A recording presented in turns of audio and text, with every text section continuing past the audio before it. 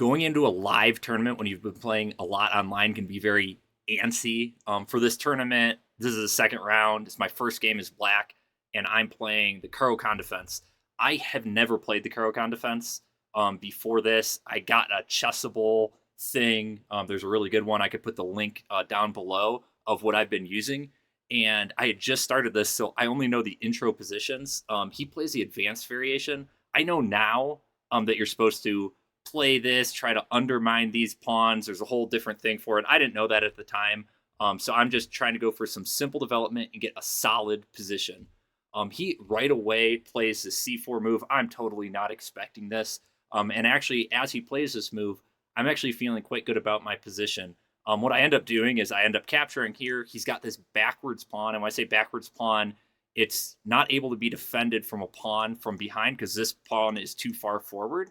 And so my thought is, well, with a backwards pawn, that's a weakness. I should be able to target that. Apparently, instead of that, I was supposed to get my bishop developed, and the game kind of continues onward. Everything's an opening now. So anyway, I capture that. He plays and recaptures, so I'm helping him develop. I feel okay with it, and I attack his knight. I attack his bishop with my knight, and I continue on with simple developing moves. Right here, I actually thought instead of this h6 move, I actually thought I did something wrong at the time. I was thinking, well, what if I capture this knight? The rook comes over here. I've got a bunch of my pawns on light squares. That bishop was actually kind of weak for me anyway. Now I can go here, attack this with his backwards pawn with 3 pieces, including my queen and my other knight. I ended up not doing that, and he immediately moved over here, and I'm getting my rest of my pieces developed. And right here, I play this weird move. I play bishop to g4. I'm pinning his knight, so maybe I'm trying to put some pressure on this pawn, possibly. But then when he plays over here for consistency, maybe I should have captured in this, but I didn't want to get rid of my bishop. He moves forward, and again, for consistency, I'm trying to get my bishop developed. I'm trying to develop my king side. Probably could have played over here to f5, but instead of that, life moves on. He ends up going back here. I go back. That is the best move at this point, preserving both bishops. And he goes here, and I'm actually at this point, I feel quite sad. I wrote a little sad face in my notation because my bishop here, I think, is a little bit more active than his bishop that's staring into these 2 pawns into nothing. And so I thought that was a great exchange on his part. I get castled. He moves over here. We keep developing. And right here, the other thing I wrote, I thought this rook move was a little bit too slow. Right here, I have an opportunity to damage his pawn structure even more. I could capture that bishop. He goes back here. I have it in my head that, I want to keep adding more pressure and, kind of miss a little bit of an opportunity there. But, the game's still in the balance. Everything's going okay here. I think I lose my way just a little bit. Not quite sure what's going on. I'm getting developed. And as he moves his queen forward, I figure, well, let me grab this bishop now. Maybe he has to move his queen back. And so that is what I do. Apparently, you're supposed to play a5 here, start breaking down these pawns instead. But I do grab that. And he does something a little bit, which guess I could have expected. Now he's fixed his backwards pawn and opened up his rook. Now he's got this file open down on f7. And I push over here to a5. And this doesn't work quite as much because I don't realize how much pressure is potentially coming at my king. All my pieces are over here, and the king is all kind of by himself. I play a5 anyway. He goes back here. It's an okay move. I feel like it's fine, but I'm feeling pretty good about his little bit passivity he has on his rook. I bring my knight all the way forward. Again, he blocks here with both rooks here. I get onto the open file. I'm feeling good. He moves his queen over. I don't sense any danger whatsoever. I'm moving forward. I'm the one attacking. And now right here, okay, well, he's threatening checkmate right there, so I better, respond to that. I am going to play here. But even after I do that, this knight can jump, and I am pinned all the way to my king. So this pawn can't recapture. So there's a lot of pressure upcoming. And in addition to that, maybe this knight's going to eventually come into the game somehow, or this way. Lots and lots of arrows. I'm still feeling good. I'm still feeling good. And right here, I actually felt really, really good about this next move I'm going to play. The evaluation doesn't like it. I do play c5 right here. I'm passing on his threat and, attacking this pawn even more. What's he going to do? If he pushes forward, then, we're going to get our rook in here. We're going to grab a pawn back. If he captures right here, then I'm going to capture with my queen with check, and he's going to have double isolated pawns. So I felt great about this move. The reason it doesn't work is because he has this crazy, crazy push to b6. And after I move my queen back, he brings his knight in again. Like I said, I was pinned here. I move my queen over, or my king over, only move, and this just absolutely insane knight to g5. There is just so much pressure over here. There's not quite anything to do. If he captures over here, then captures, at least with a fork. Maybe there's a little bit more in here. Let me check here. EXF6. Yeah, he just says, okay, cool. Let me bring in even more pressure, and you're about to get checkmated. Yeah, I did not realize how much pressure was on there. Luckily, my opponent didn't realize that either. He plays over. I push again. He pushes again over here, and then the pressure subsides a little bit. I get my knight. I block over there. It feels good. We're able to trade off some pieces. I get my bishop to slightly more act. So I'm doubled up here on the A file. I'm feeling good.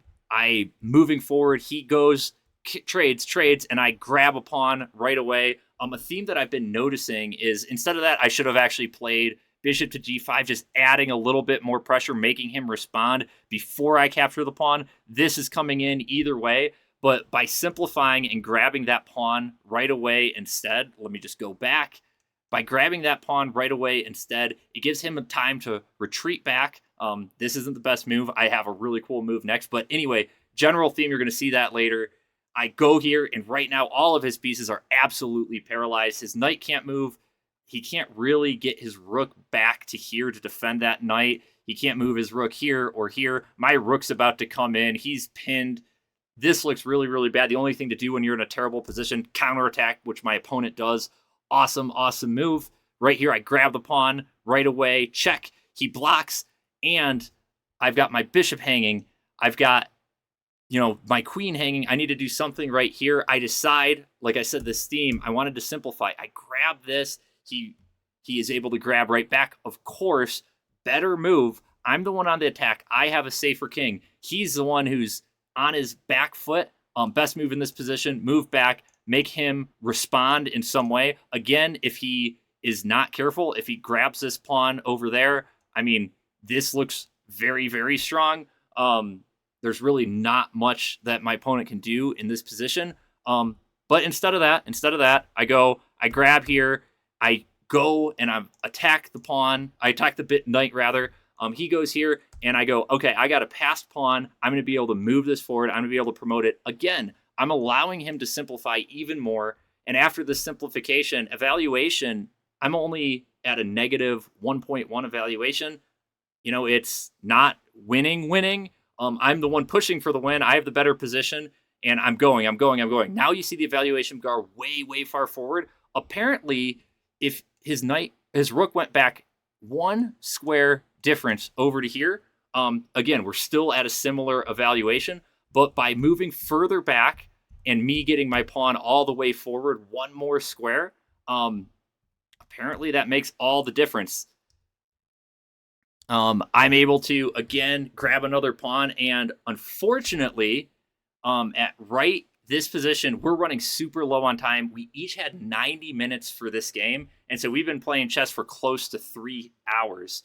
And with the time scramble, if you have less than 5 minutes on your clock, you don't have to take notation anymore. If you're going to a live tournament, you have to take physical notation. This is the notation of the game. You write down each move. Below 5 minutes, you don't have to, because otherwise people might run out of time. What I should have done in this position, just some sample moves here. If I move my king all the way over forward, I have my rook here blocking off my opponent's king and start marching this pawn forward. That was the way to go. I messed this up somehow. I'm going to fast forward to where we ended up in the position. Instead of bringing my king over to this side to help escort the pawn, I had let it get further to the further to the left, further to the king side, and I had allowed my opponent's king to get in front of the pawn. And so my last desperate measure here to stop this is I was going to trade off these two pawns. I messed this up, and for whatever reason, I figured his king's so far away, and in my head, my king was on this square, and so I touched my rook, and then I touched this pawn. And when you're playing a live tournament, there's this thing called touch move. If you touch a piece, so I touch this rook, so I have to move the rook. And I'm allowed to move it wherever I want to. I can move it to any of the squares available to me. But once I touch an opponent's piece, I have to take that piece. So I touch the rook, I touch the pawn, I have to take the rook with the pawn. And this is devastating because I'm like, oh my gosh, did I just throw away this entire game because I gave up my rook for this pawn? Luckily, my king is so far advanced. My pawn, I'm able to escort him all the way up the board. So how the game ended, I was able to move this all the way forward, and we ended in a draw because there's no more material on the board. Etiquette is a big thing at tournaments. The player sitting right next to me, younger players are about probably 11, 12 years old. We're about 8 moves into the game, and the one offers a draw. The other declines. We all paid money to enter this tournament. Let's play on. All the pieces are still on the board. A little bit later, offers a draw again, and then a little bit later, actually claims a threefold repetition. So you are taking notation as you play the games. You have to write down each of your moves, and that's for situations like this. So the arbiter of the tournament, the director, can determine whether or not a draw has occurred. What the proper thing to do is you pause your clock and you call over the tournament director. You claim a threefold repetition. You show them your notation. Hopefully both players agree. It makes it a whole lot easier. Otherwise, you have the notation to prove whether or not the threefold repetition occurred or not. Instead of that, these players probably didn't know the rule, of course. It's somewhat obscure, I suppose. And they were arguing whether or not the threefold repetition occurred. And then they ended up kept playing. A little bit later, that player said, wait, it was a threefold repetition, but at that point, it's actually too late to claim the draw, even if the draw had occurred. So knowing you have to pause the clock, call over the arbiter is important.